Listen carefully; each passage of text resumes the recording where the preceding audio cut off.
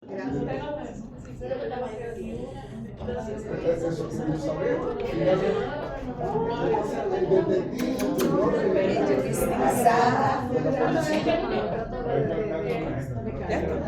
Pero otra cosa es lo bueno. Perfecto, y ya tenemos la diana. Sí, sí.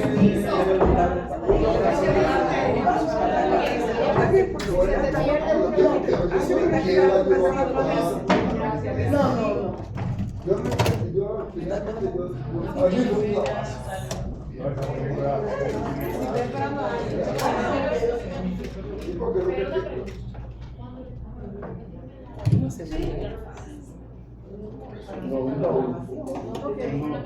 Primero la ballena Sí, la ballena.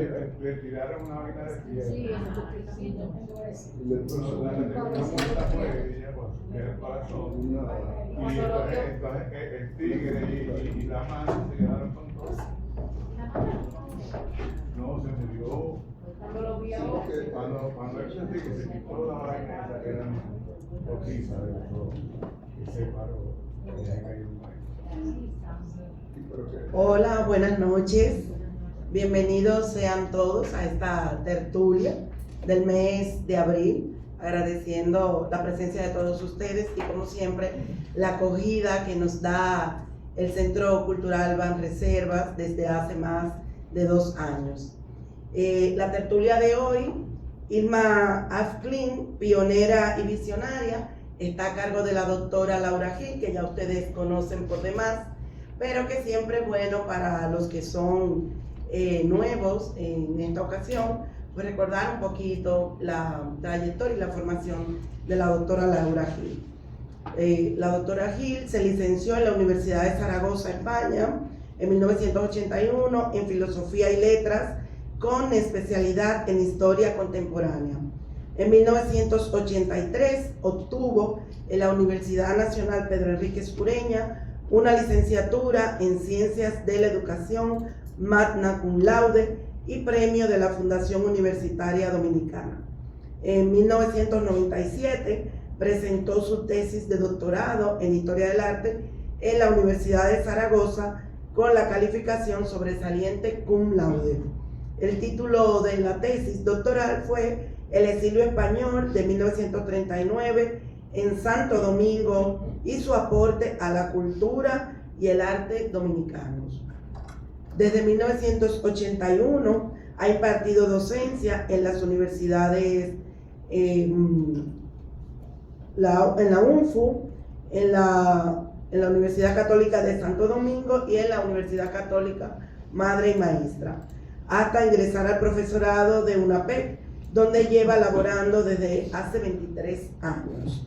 Ha sido subdirectora, curadora y directora de investigaciones del Museo de Arte Moderno y directora de gestión de la Dirección General del Libro y la Lectura, con un total de 23 años en el servicio en el Ministerio de Cultura, donde se le acaba de otorgar la jubilación, lo que no quiere decir que esté tranquila, porque siempre está activa. Está trabajando actualmente en 7 libros de texto de educación artística con las unidades correspondientes a las artes visuales y artes aplicadas del Ministerio de Educación. Por humildad, Laura nos puso que recientemente recibió el premio a la excelencia docente por el Ministerio de Educación Superior, así es que yo creo que eso merece un doble aplauso. Les dejo con la doctora Laura Gil. Muy bien, muchas gracias. Especialmente gracias por su asistencia, por haber sorteado todos los tapones que tiene que haber atravesado por el camino.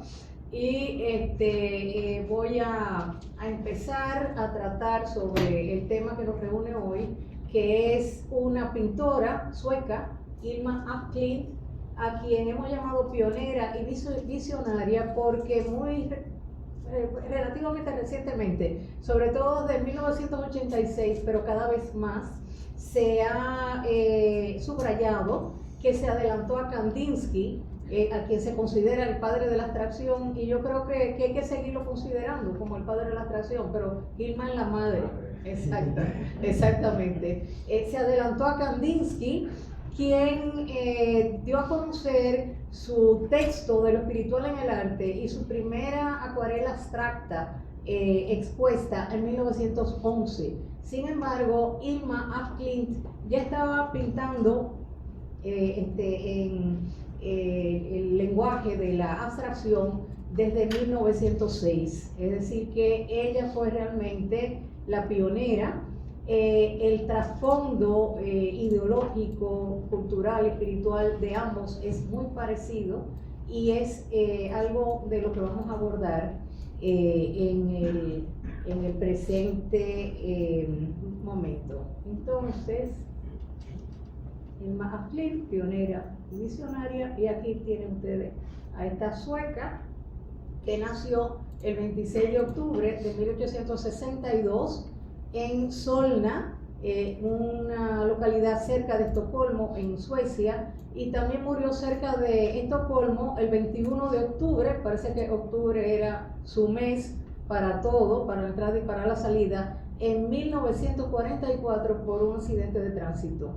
Esto ocurrió también en Donderriks, que es, como decía, otra localidad de los alrededores de la capital sueca. Sus primeras obras abstractas fueron de 1906 y entre 1906 y entre 1882 y 1943 desarrolló su obra pictórica en su totalidad. Se dice que se adelanta y tiene bastante en común con abstractos como Kandinsky y Malevich, pero vamos a ver que de una manera muy particular su obra se relaciona también con otras corrientes artísticas de finales del siglo XIX y de la primera mitad del XX, entre ellas el simbolismo y el surrealismo, además de la abstracción. Dentro de la abstracción, ella está más cercana a la abstracción geométrica, pero su obra también es bastante diferente de, por ejemplo, la de Pierre Mondrian. Vamos a ver en qué consisten esas similitudes y diferencias.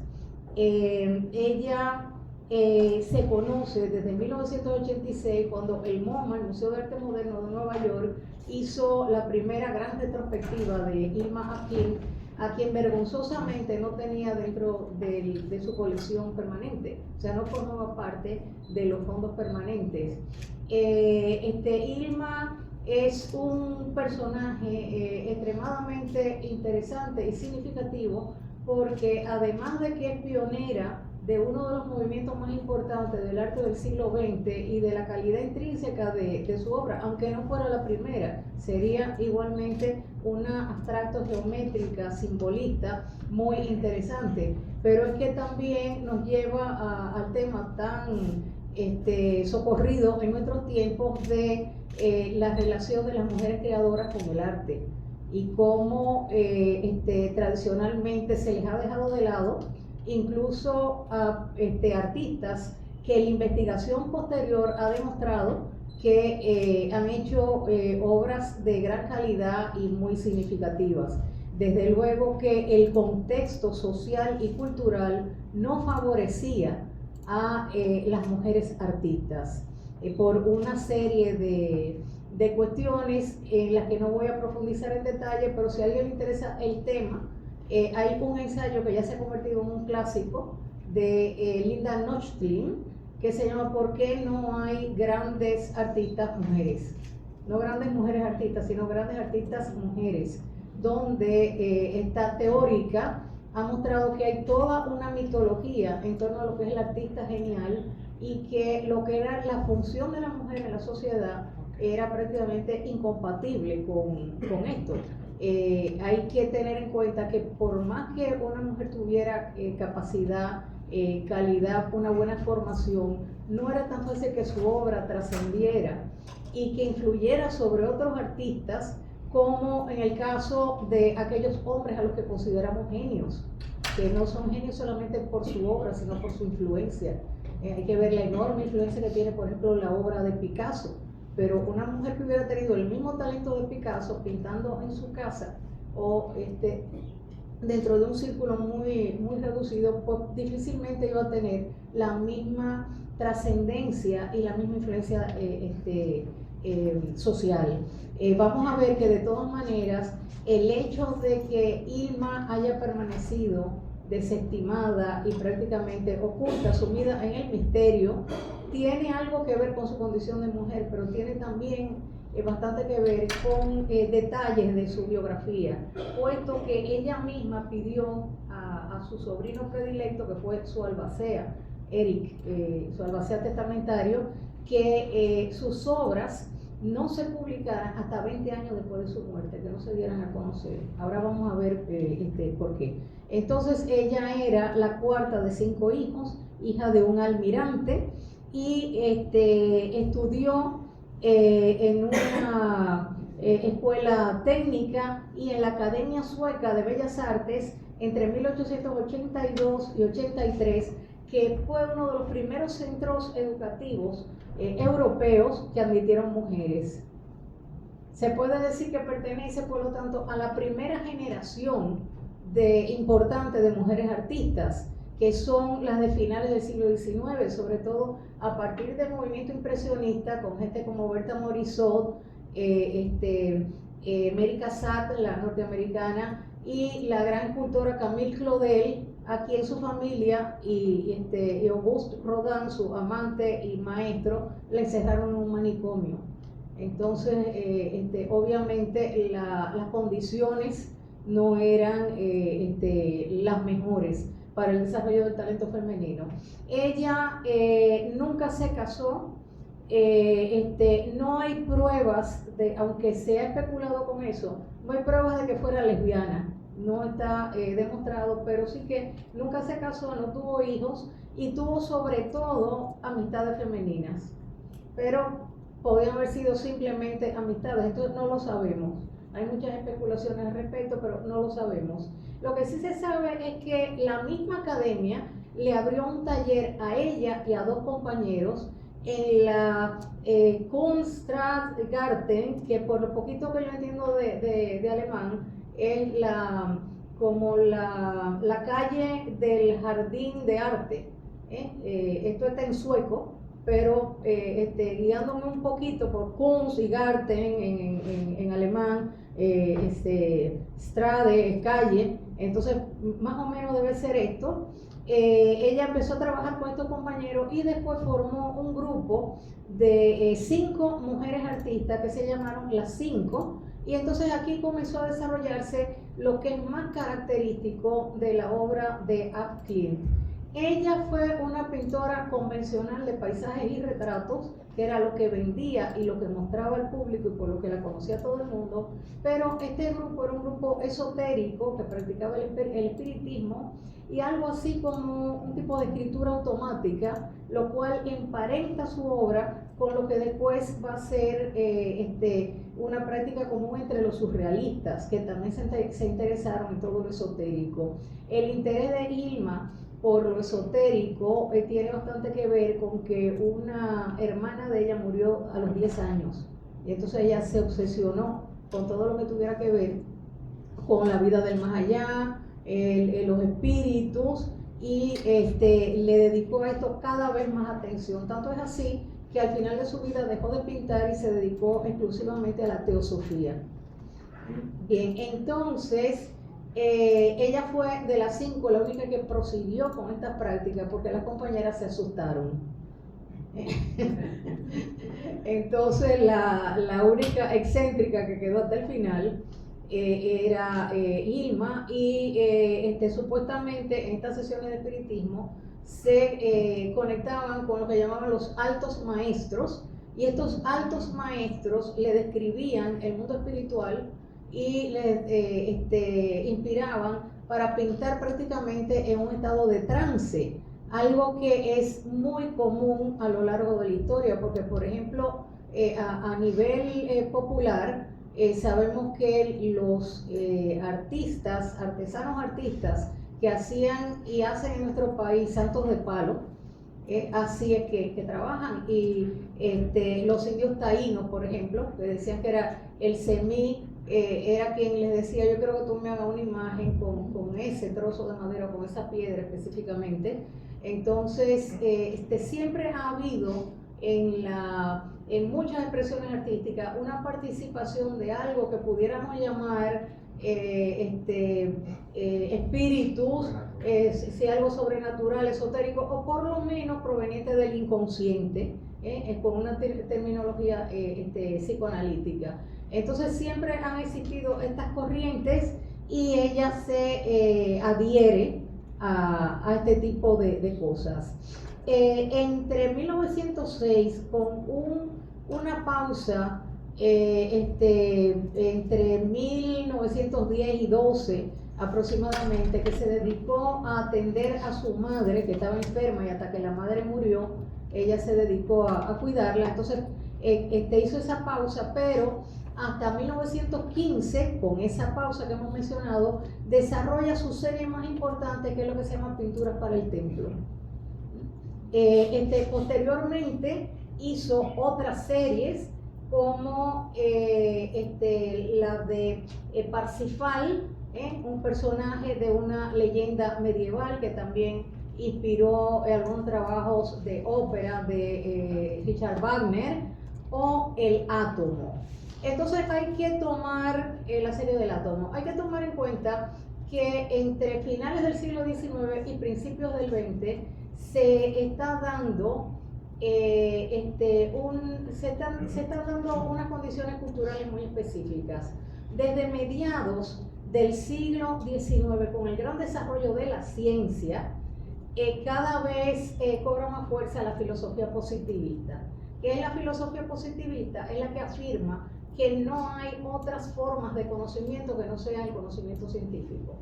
Entonces, lo que no se pueda demostrar en un laboratorio y que se pueda medir matemáticamente no existe. A ver cómo usted demuestra eso, porque prácticamente es un acto de fe. O sea, usted puede hacer ciencia de la manera más rigurosa, pero cuando usted hace ciencia tiene que tener fe en la razón, tiene que tener fe en que ese método realmente nos lleva al conocimiento.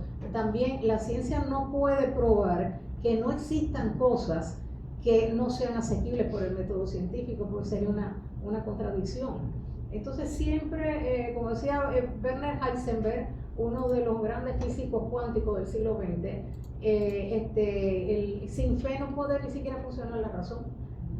Por lo menos tenemos que tener fe en nuestra tarea, eso es lo mínimo. Entonces no se puede eliminar absolutamente. Entonces, con este auge del positivismo hay una reacción que lleva al surgimiento del movimiento artístico que denominamos simbolismo. Y el simbolismo se va a desarrollar sobre todo en las artes visuales, especialmente en la pintura, con gente como Gustave Moreau o Odilon Redon, o con poetas como Baudelaire, Verlaine o Rimbaud. Entonces, ¿qué es el simbolismo?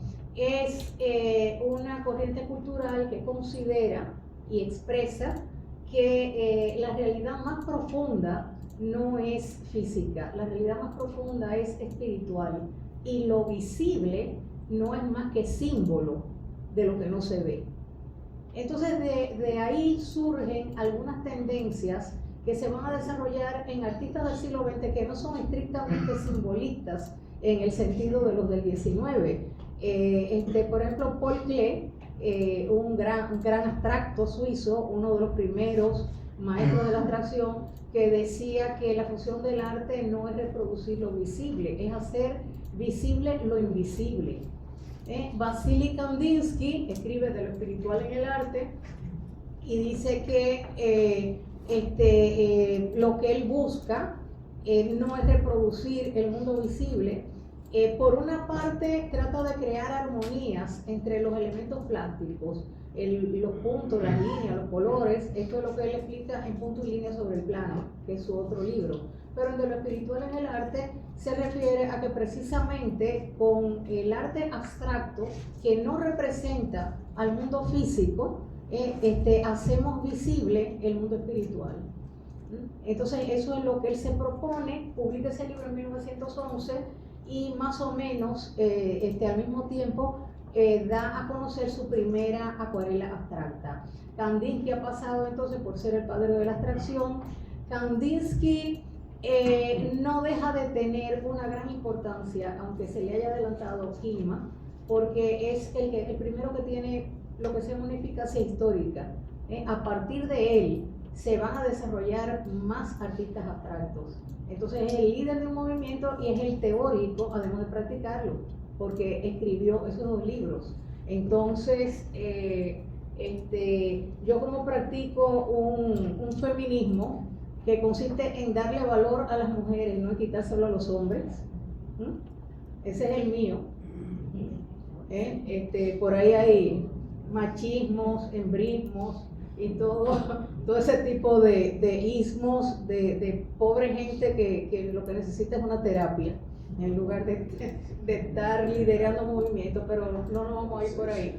Entonces, toda la importancia que tiene Kandinsky sigue en pie, pero esta mujer se le adelantó. No se sabe si Kandinsky llegó a conocer algo de su obra, porque en el sustrato ideológico se parece muchísimo, porque son 2 espiritualistas. Los 2 se inspiran en la teosofía de la que voy a hablar ahora. Y también debo decir que al mismo tiempo, en las últimas décadas del siglo XIX, cuando a la par que se desarrollan el impresionismo, el modernismo y el posimpresionismo, pues también se está desarrollando este simbolismo, que es una respuesta, un contraataque frente al auge de la filosofía positivista. En ese mismo lapso de tiempo, entonces Ampère, Faraday y Oerth hacen unos estudios sobre el magnetismo que se divulgan muy rápidamente y que demuestran que hay fuerzas invisibles y que se pueden constatar que existen incluso en el mundo físico. Entonces este descubrimiento del magnetismo va a interesar mucho a los artistas simbolistas y a los practicantes del espiritismo, y se trata también en el espiritismo incluso de diseñar experimentos para que los espíritus se manifiesten con golpes, imitando un poco los métodos de la ciencia, pero tratando de abrir una puerta a lo desconocido, que la ciencia de ese momento todavía no lo hace. Actualmente esa tendencia de enfrentar o de conciliar la ciencia más de vanguardia con la espiritualidad se está dando entre personas que son conocedoras de la física cuántica. Entonces es una tendencia que actualmente existe, y hay físicos como Franz Capra, por ejemplo, que han estudiado sobre todo las correspondencias que puede haber entre fenómenos estudiados por la física cuántica y las filosofías orientales. Precisamente hablando de filosofías orientales, finales del siglo XIX, Elena Blavatsky, rusa, y el mariscal Olot desarrollan lo que se va a llamar la teosofía. Y la teosofía va a inspirar a Hilma, va a inspirar a Kandinsky, va a inspirar a Malevich también, porque su pintura del famoso cuadrado blanco sobre blanco también tiene un trasfondo místico.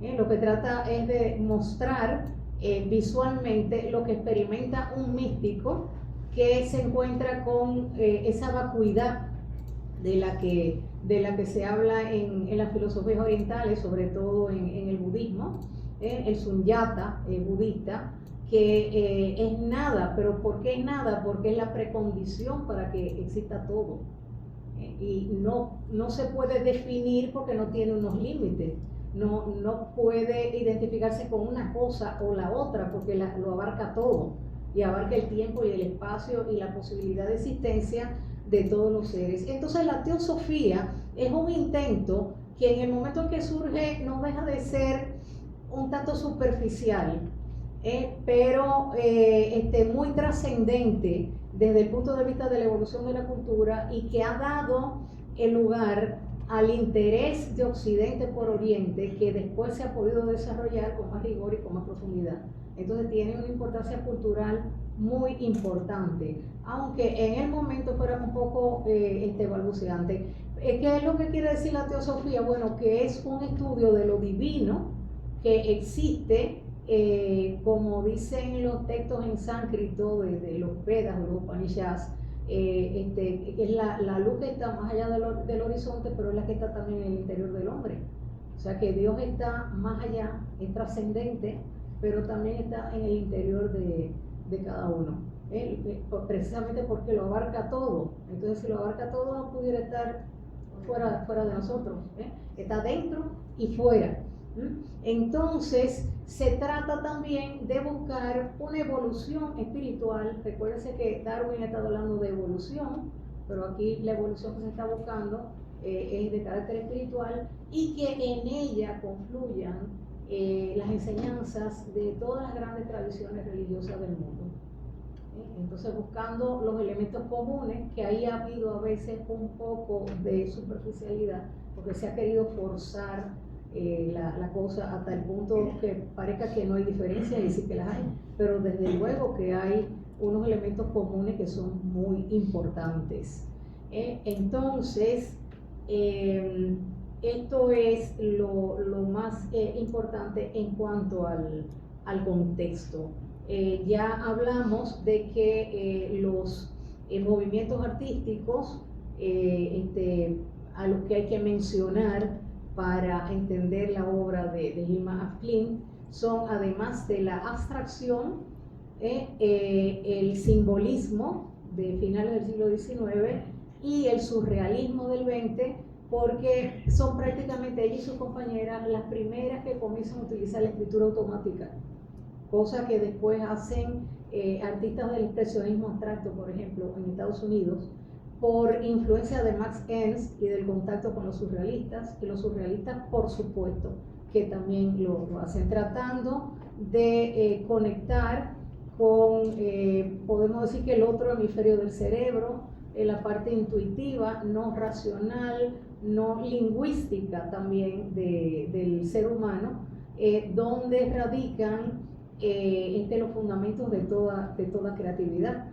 Ustedes saben que, por ejemplo, Albert Einstein le da una gran importancia a la imaginación. Esto es el pensamiento con imágenes. Eso es la imaginación, pensamiento con imágenes. Hasta el punto que decía que la teoría de la relatividad la sacó de una imagen, que él imaginó un universo curvo y en expansión, y que después que ya tenía esa imagen en la mente, dijo, ¿cómo yo expreso esto matemáticamente?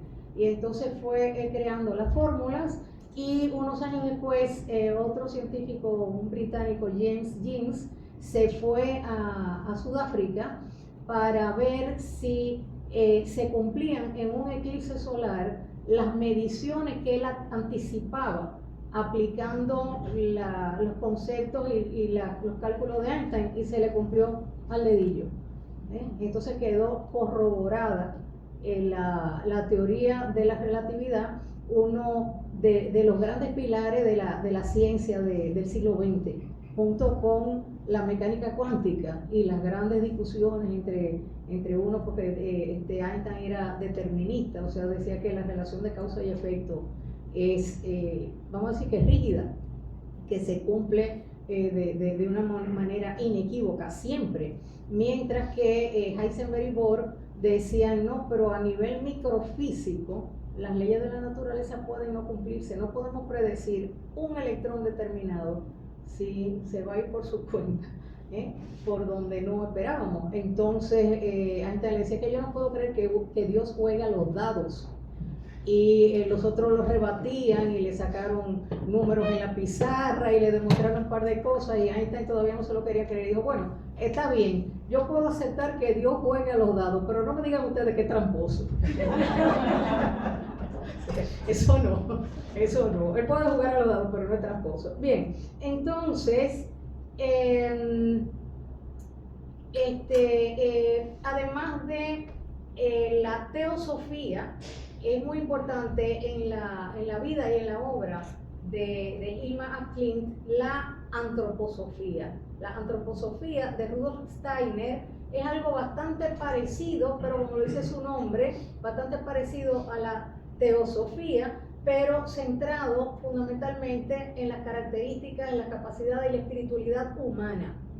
Este Rudolf Steiner, yo he encontrado en varias fuentes que dicen que cuándo fue que se conocieron, y hay algunas que lo ponen muy temprano, hay otros que dicen que hacia 1820, que fue después, pero el caso es que Rudolf Steiner fue el que le dijo que esa obra abstracta que ella tenía, que ella le mostró, porque ella seguía haciendo lo que Ada Balcácer llamaba los PC. Hay cuadros de Ada Balcácer que tienen PC por detrás para comer. Es la obra más comercial. Lo que pasa es que tenía tanto talento que hasta esos son buenos. Sí, pero eso no es personal computer ni Partido Comunista. Ninguna de esas era para comer. Entonces, ella le enseñó esa obra que tenía escondida, y Rudolf Steiner le dijo: mira, la gente no está preparada para ver esto. Guárdalo por 50 años. Y entonces ella como que lo partió casi por la mitad y le dijo al sobrino: mira, después que yo me muera, espera 20 años. Sin embargo, ella se murió en el 44 y la exposición del MoMA, que la desenterró, fue en el 86. O sea que casi se sale Rudolf Steiner con la suya. Entonces, vamos a ver un poco más de las imágenes. Aquí está la señora muy pensativa, como podrán ver. La artista en su taller. Recuérdense que ella primero tuvo un taller compartido con 2 compañeros y que se lo puso la misma academia. Su cuaderno de artista con anotaciones, y fíjense cómo trabaja mucho con la forma del círculo y dividiendo este círculo geométricamente. Después vamos a ver que aquí ya hay una insinuación, que una forma que se repite con bastante frecuencia es el espiral. Y el espiral, lo que significa en la obra de Hilma af Klint, es evolución. Porque el espiral existe como motivo gráfico prácticamente desde el Neolítico, que parece que se relaciona en los contextos celtas, de los lagos suizos, por ejemplo, con el viento o con el sol. Pero en el caso de Hilma af Klint, tiene que ver con la evolución. A mí me recuerda un poco la filosofía de la historia de Giambattista Vico, que a mí me entusiasmó bastante en mi época de estudiante, porque había la pretensión de que la historia evoluciona en línea recta, que es lo que encontramos en el positivismo del siglo XIX, la fe del progreso. O sea, siempre lo más atrasado está al principio y después vamos mejorando y siempre adelante. Encontramos eso en la teoría de la evolución en sus orígenes, porque después se ha visto que la evolución, si hay tal, es arborescente, no es en línea recta, pero sí que se hablaba de un tiempo lineal. Ha sido el más mencionado en la cultura cristiana, a pesar de que en el Génesis tenemos tanto el tiempo circular como el lineal. Pero Vico decía que la historia repite cosas, pero que la repite a otro nivel. Entonces junta los ciclos, que lo encontramos por ejemplo en la filosofía de la historia de Spengler, que dice que la historia es cíclica, que hay decadencia de las culturas, hay un nacimiento, un crecimiento, una plenitud y después una decadencia. Entonces, ella se sirve de ese símbolo gráfico o geométrico, que es la espiral. Esta es la gran retrospectiva cuando se dio a conocer por primera vez al gran público en el Museo de Arte Moderno de Nueva York la obra de Hilma. Además de las formas geométricas, aparecen muchas como de pétalos, porque ella, al igual que Goethe, el autor de Fausto, el gran poeta, filósofo alemán, se interesó mucho por el desarrollo de las plantas. y cómo se va desarrollando una planta a partir de una semilla. Entonces las formas de pétalos también muy simplificadas aparecen en su obra. Esto es lo que ella hacía como artista figurativa, con lo cual ustedes podrán ver que se aproxima bastante al impresionismo de finales del siglo XIX, aunque también se puede vincular algo con el paisaje romántico, y que es una artista que, como se ha demostrado por ejemplo con el caso de Picasso, no es que pintaba así porque no sabía, que no dominaba el lenguaje académico, pues ella sí que dominaba el lenguaje académico. Si dejó de utilizarlo es porque había lo que se llama una Kunstwollen diferente, una voluntad artística diferente. Se me había olvidado mencionar que además de estos primeros artistas abstractos, también más o menos en esta época, primeros años del siglo XX, un filósofo alemán, Boehringer, escribió Einfühlung und Abstraktion, empatía y abstracción. Y él decía que cuando en una cultura predomina la expresión figurativa, está manifestando que el ser humano está contento con el ambiente que lo rodea, está en paz con el ambiente y lo reproduce. Pero cuando se quiere evadir, huye hacia su interior y entonces hace abstracción. Ajá. Disculpe, tiene lógica porque las vanguardias ocurrieron en momentos de guerra. Es que incluso tú lo debes saber, ¿de dónde viene la palabra vanguardia? ¿Qué es una vanguardia? El frente de un ejército. Ajá. Entonces, ¿por qué se le llama vanguardias? Porque hay algunas que son antes, pero la gran explosión de vanguardia es después de la Primera Guerra Mundial. Entonces se equipara al artista innovador con el que está en el frente de batalla, que es el primero que ataca y es el que recibe todos los golpes también.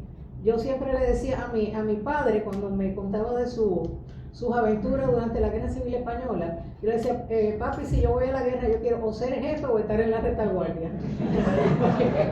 a eso no los matan, pero los de la vanguardia, mira que pueden padecer bastante. Sin una vanguardia no se gana la guerra. Sin una vanguardia no se gana la guerra. Imposible, pero una retaguardia más que la guerra, lo que puede ganar una carrera al echarse a correr. Lo que pasa es que todos los ejércitos, los grandes tácticos militares, tienen su vanguardia, Claro. tienen el grueso del ejército, pero preparan una retaguardia, pues si son derrotados pueden ser retirados últimamente. Ajá, para que quede la O sea que retaguardia. todos son necesarios en la Todos guerra, son la necesarios, vanguardia, pero- el ejército y la Pero retaguardia. es más prudente estar en la retaguardia. Eso, Ganamos tiempo, ganamos tiempo. Por razones de prudencia, yo prefiero la retaguardia. Nosotros los cobardes, sí, ahí es que queremos estar. Si hay que echar la pelea, se echa, claro. Porque además, si las opciones son pelear o que lo maten a uno, eso está claro, que hay que pelear bien. Entonces aquí tenemos al padre de la criatura, de la abstracción, ya habíamos visto a la mamá, Vasily Kandinsky, ruso, era licenciado doctor en Derecho, estudió filosofía, estudió economía también, era un todólogo, y obviamente una persona con una inteligencia superior. Esta creo que es la primera acuarela abstracta, pero el estilo es el mismo. No estoy seguro de ese dato, pero es de las primeras acuarelas de Kandinsky. Fíjense la transparencia que en el fondo se ve que es una acuarela. Y aquí vemos que en Kandinsky están presentes las dos tendencias principales de la abstracción, porque utiliza la geometría, pero utiliza también la mancha. En esos fondos con esas transparencias, veladuras, difuminados, como le quieran llamar. Entonces después el movimiento se va a bifurcar, vamos a decir, como el jardín de Borges, de los senderos que se bifurcan. Punto y línea sobre el plano, uno de los libros de Kandinsky que, como ustedes saben, fue miembro de la Bauhaus, o sea que estuvo también asociado a esta icónica escuela de diseño y arquitectura, de lo espiritual en el arte, que es el libro del que estábamos hablando. Mondrian es el abstracto geométrico más icónico, más importante. Yo tuve unos encontronazos con Mondrian como a los 14 años, que empezaba a interesarme en la historia del arte. Y dije, yo, eso es un cuadrito, pero eso lo hago yo. Cambia un cuadrito para que tú veas cómo se te cae toda la composición. Entonces, después de hacer esos intentos, ya empecé a tenerle un poco más de respeto a Mondrian. Mondrian es un artista también inspirado en la teosofía y se ha relacionado su obra con lo que en filosofía se conoce como reducción fenomenológica. ¿Qué es la reducción fenomenológica? Que usted le quite todo lo accesorio a lo que se le presenta en la conciencia, y lo accesorio es los prejuicios mentales que usted tiene, pero también su subjetividad, o sea, los que provienen de la cultura, que es lo que llama Husserl el mundo, y también la subjetividad, y vamos a quedarnos con lo esencial. Entonces, a partir de la forma de un árbol, él lo va aproximando a las formas geométricas más cercanas a ese árbol, y va haciendo un proceso hasta que llega a este tipo de cosas. Entonces, aunque se inspira en la teosofía, no parte de lo interno como Kandinsky, que parte de la experiencia interior, o sobre todo Hilma, que pinta en trance, y supuestamente, por lo menos ella está convencida de que se está comunicando con unas entidades espirituales que la guían y la inspiran. El otro extremo es la pintura a base de manchas de los años 50. O sea, estos son los hijos de Hilma y de Kandinsky. Esta es una pieza de Jackson Pollock, expresionismo abstracto norteamericano, con la técnica del goteo, el dripping, pero ya saben ustedes que paralelamente se está dando la abstracción lírica en Francia, que también es abstracción a base de manchas, y el informalismo español, que también es abstracción a base de manchas, pero añadiendo material extrapictórico para dar textura, sobre todo arena. Uno de los representantes, quizás el más destacado, es Luis Feito, del informalismo español. Rudolf Steiner, este fue el que le dijo a Hilma que esperara antes de exponer esa obra. Y esta es lo que se llama la serie de los 10 grandes, donde vemos estas formas como de pétalos llevados a lo más esencial, pero que tiene que ver con las floraciones y con los procesos de los vegetales. De la serie de El Cisne, también abstracción geométrica con un colorido bastante intenso. Otro más de la serie del Cisne, donde se mezclan los elementos abstractos con los figurativos y se realiza la composición también a base de la inversión de las relaciones tonales entre el blanco y el negro. De la serie de las pinturas para el templo, otro más, miren aquí lo que decíamos del espiral, ¿qué significa esto para la evolución espiritual? Y de la serie de las pinturas para el templo, esto puede aludir a la forma piramidal que tiene esa tradición desde los faraones y las culturas precolombinas, como arquitectura templaria, en el caso de los egipcios funeraria, en el caso americano son específicamente templos, aunque hay algunos que tienen un enterramiento también, y el símbolo solar. Y entonces aquí terminamos con lo fundamental de mi intervención. Si ustedes quieren hacer alguna pregunta, comentario o protesta, también está permitido, este es el momento. Sí. Vamos a ver. Dígame. Sí, yo hace como 1 año y pico estuve en el Museo MoMA en Nueva York. Ajá. Pero actualmente está la obra de ella, por si me toca volver de nuevo en el museo. El museo yo creo que ya se quedó con algo, no la tenía, pero esta exposición es del año 86. Ahora no creo que sea ni imposible ni difícil que tengan algún catálogo. que lo pueda conseguir en el mismo museo. Entonces lo que no sé si esté en exposición permanente, pero en los fondos del museo me imagino que ya algo deben tener, porque ellos la lanzaron. Entonces sería absurdo que no se hubieran quedado por lo menos con un cuadro, siendo tan importante, porque es la precursora de uno de los movimientos más importantes del siglo XX, pero en algunos aspectos precursora del surrealismo también, o de las técnicas que utilizaron los surrealistas, por lo menos de la escritura automática. ¿Algo más? No, cuando usted hablaba del problema de la evolución y del cambio, no sé por qué usted soslayó y no llegó entonces al problema de la dialéctica que tienen cada uno, la dialéctica materialista y la dialéctica idealista.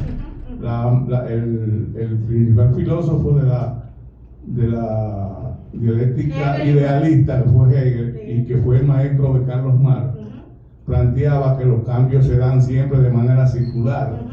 Entonces la dialéctica materialista que plantea Carlos Marx plantea que los cambios y las evoluciones se dan con forma de piramidal, que los cambios en la medida que va pasando el tiempo se dan de forma más elevada y superiores a los cambios que se dieron anteriormente. Claro, sí.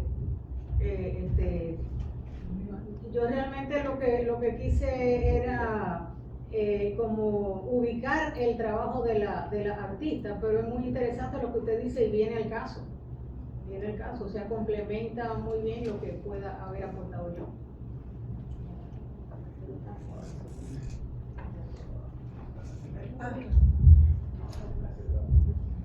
Maestra, buenas noches, gracias por su intervención, como siempre nos deja encantados. Una pregunta, además del MoMA, usted dice que posiblemente tenga alguna obra, ¿qué coleccionista se quedó con su obra? La ¿O qué familia, museo? la familia. Ella dejó un corpus de alrededor de 1000 obras, entre las que eran sobre lienzo y las que eran sobre papel. Entonces, quien se quedó con la mayor parte con todo, fue la familia. Y a partir de esa colección que tenía la familia, se hizo la exposición del MoMA. No sé si actualmente otros museos tengan obras suyas. ¿Alguien más? Sí que se han hecho otras exposiciones donde se le incluye, pero nunca en vida. Sobre todo, este tipo de obra revolucionaria nunca se conoció mientras ella estuvo viva. Ella puede haber participado en alguna colectiva con paisajes, retratos y desnudos. Sí, yo quería ver si usted puede abundar un poco en relación a esa técnica de ella de trabajar en trance, como si es una especie de conexión con la memoria universal, como los surrealistas. Exacto. Y también la técnica que ella usaba, ¿qué técnica? Porque yo llegué un poquito tarde y no estaba. Sí. Escritura automática. No, pero sí. El material, los materiales. Óleo sobre lienzo y papel. Acuarela. Sí, acuarela también, como Kandinsky. Las técnicas más clásicas, porque todavía no se había producido esa innovación técnica que hay a partir del cubismo y el surrealismo, que se comienzan a utilizar cosas como el collage. Todavía no se había llegado a eso. La revolución en ese momento es en las formas más que en la técnica. Yo los otros días estuve, hace algunos meses, viendo unas pinturas de un artista italiano que vive en la Romana, que es el arquitecto de la Marina de la Romana. Tú lo debes conocer, Sí. Affini. Sí. Y él hace pintura abstracta, pero su técnica a mí a lo que me recuerda es a Leonardo da Vinci, porque es tan delicada, tan sutil, que a mí a lo que más me recuerda, aunque sea con colores claros, es a los esfumados de Leonardo y a las transparencias y la calidad atmosférica que él lograba para el fondo de paisaje de la Gioconda, por ejemplo, con veladuras, de pintura muy diluida. Entonces, a veces las técnicas más clásicas tú las encuentras con una experimentación formal muy innovadora para la época. En el caso de Irma Asplin, no solo innovadora, pionera, precursora. ¿Alguna otra cosa? Dígame.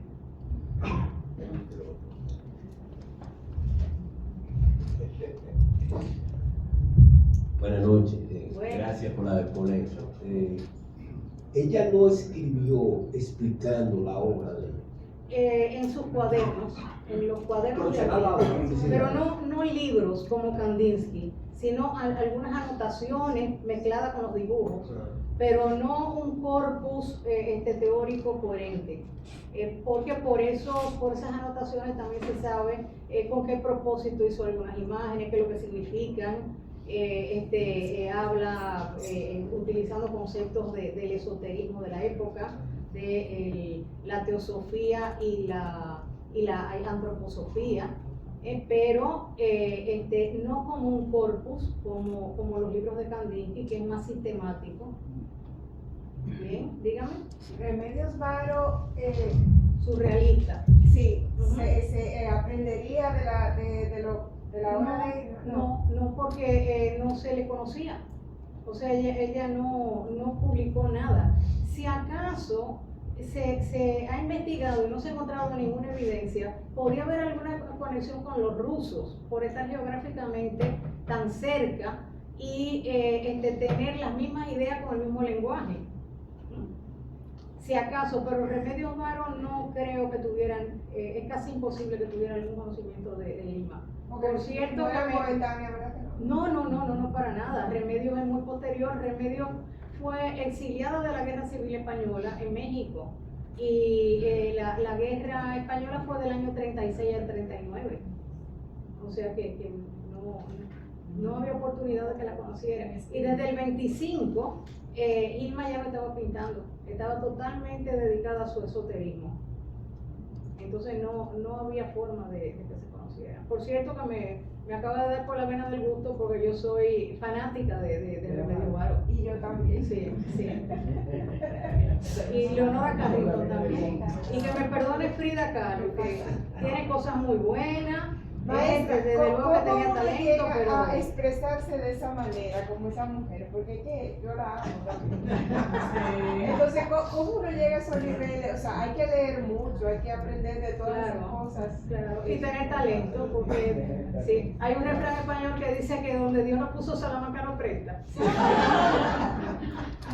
Bueno, Entonces, Una maravilla. sí, a mí me encanta. Leonora Carrington también es muy buena. Sí. hay que cuidar eso de amarse entre mujeres, porque ella no se casó. Yo no espero que ustedes se hayan casado, por lo menos. ¿Cómo fue? No, eso que decir que yo amo a esa mujer por su forma de manifestar el arte. Es amor al arte, ¿verdad? Bueno, pero esa definición. Quiera decir lo que quiera decir, allá ella también. Bueno, esa definición al arte esotérico Ajá. se puede considerar como una definición científica. ¿En qué sentido? ¿Cómo una O sea, definición científica? ¿cómo puede un experto en arte definir lo que una persona quiere manifestar en una obra de arte? Y si existen esas personas que pueden hacer esa Claro, definición claro, de arte, y si se puede considerar eso como definición científica. Sí, porque existen las ciencias humanas, que por ejemplo la historia del arte tiene una metodología, no es la misma metodología de la física, pero es una ciencia, y tiene su metodología. Entonces, ¿cómo trabaja un historiador? Con documentos. Lo que afirma lo tiene que probar con documentos. ¿Con qué documentos trabaja un historiador del arte? por una parte, la misma obra. La obra es el documento más importante, mientras que para cualquier otra forma de historia son los textos escritos. Para la historia del arte, la pieza es el principal documento, pero eso se complementa con textos de la época, ya sea textos que escribió el artista o textos que describen la cultura de su tiempo en la que él estaba inmerso, porque hay cosas que Miguel Ángel no tenía que explicar lo que era el juicio final, porque eso ya estaba en la Biblia, no se lo tenía que explicar a nadie. Él podía mostrar su versión de cómo sería el juicio final, pero él no tenía que explicarle a nadie que fuera el juicio final. Si acaso, pues él en su versión de la Capilla Sixtina, pues tiene, que eso se ha estudiado y se ha demostrado, tiene influencia de los conocimientos de la cábala judía y del neoplatonismo que él estudió en la Academia de Florencia, porque también se sabe que era lo que se enseñaba en la academia donde él estudió. Entonces, claro que se hace una investigación con una metodología rigurosa. Yo tengo una amiga que me atraganté los otros días, después le dije que ella tenía razón para quitármela de arriba, pero me decía que Caravaggio era tan romántico, y digo yo, wow, un barroco romántico, no, porque esa, la belleza y no sé qué, digo yo, bueno, el tipo hiperrealista en algún sentido, que decía Hauser que era el Maquiavelo de la pintura, o que era el realismo radical, y que cuando va a pintar a la Virgen María muerta, usa como modelo una mujer que se ahogó en el Tíber el día anterior y que al cadáver se le estaba hinchando el vientre. Entonces eso es lo que te parece. En un sentido, el romanticismo y el barroco son anticlásicos, entonces por ahí podemos como no matarla, ¿verdad? Se le puede llamar la atención, pero no hay que llevarla al pelotón de fusilamiento, tampoco es para tanto, pero wow, qué perdida estaba. Entonces uno tiene también que diferenciar en que una obra de arte también no es una fórmula científica, es polisémica, es un círculo abierto, pero tú tienes que diferenciar lo que es la apreciación de un historiador rigurosamente fundamentada con lo que a ti te suscita subjetivamente esa obra, que es muy válido, porque una obra de arte eso es lo que está buscando, es sacar cosas de ti, pero tú tienes que saber cuando tú estás hablando de una manera subjetiva de me recuerda tal cosa, me hace evocar tal experiencia que yo tuve, hasta un aroma. Una imagen puede hacer que nos recordemos de un olor, y eso es muy válido, pero no es lo que constituye el objeto de la ciencia de la historia del arte, que por supuesto con la ciencia, con su metodología. Tienen una ciencia, para hacer una ciencia tiene que tener un método definido y un objeto, o sea, sí, un objeto de estudio, es tu campo de estudio, qué es lo que tú vas a estudiar, y dejar afuera todo lo demás, a menos que sea considerándolo en relación con tu objeto. Entonces, si un tipo de conocimiento tiene esas dos cosas, es una ciencia, tiene su metodología y tiene un objeto. Más o menos te contesté. Bueno, ¿alguien más?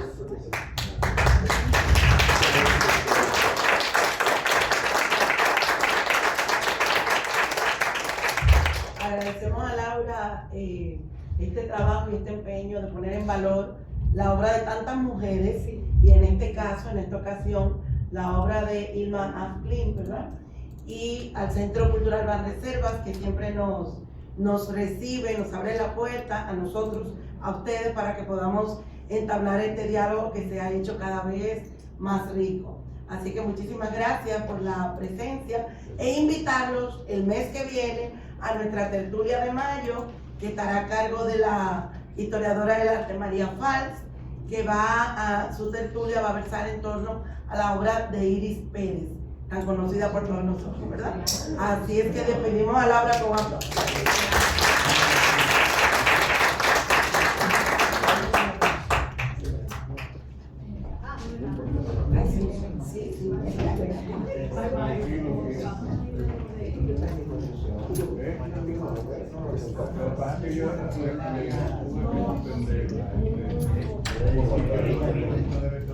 Hay un brindis en el patio hay un brindis. Hay un premio en el mate.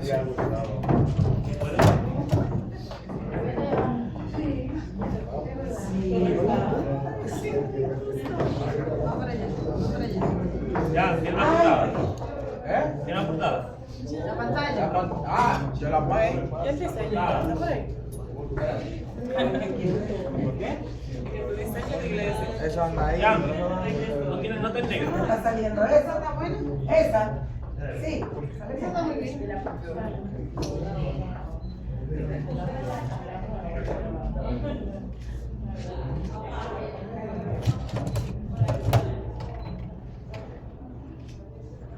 Gracias. Muy bien. Excelente obra, como siempre. Me alegra. Que te recuerda que no se te pasó. Sí, eso es sí. Ah, que ya el señor tenía el ciclo de teatro. Sí, yo no me acordaba. Sí, yo no me acordaba que Esos son los alumnos de Keila. Los alumnos de Keila que tienen que mandar una evidencia, una foto contigo, porque ella quiere saber qué vinieron. Así que ella me encargó que le facilitara esa foto. Así que háganse la foto. Maestra, quiero hablar con usted. Ah, está bien, ok. no, pero vamos a hacer los cuatro y así que. Claro. Bueno, Ahí está la vez. Sí. Ve, porque aquí dentro. Los dos chicos flaqueando ahí. Así mismo. De guardaespaldas nuestro.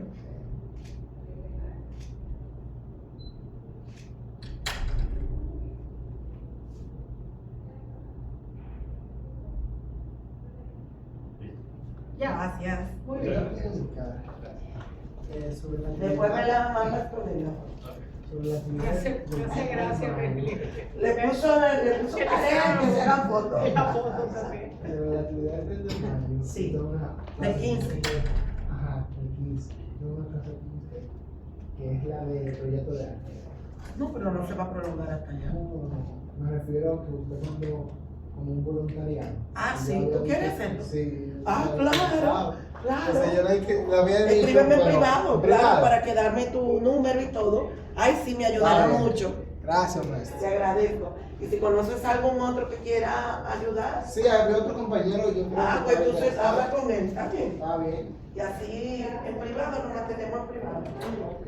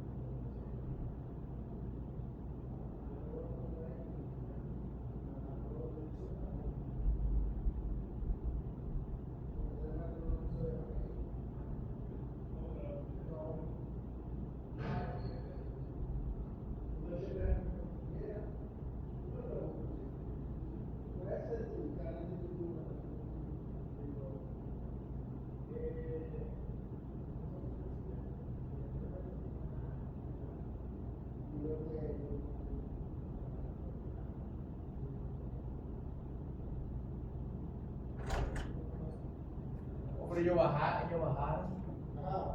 Sí, un momentico.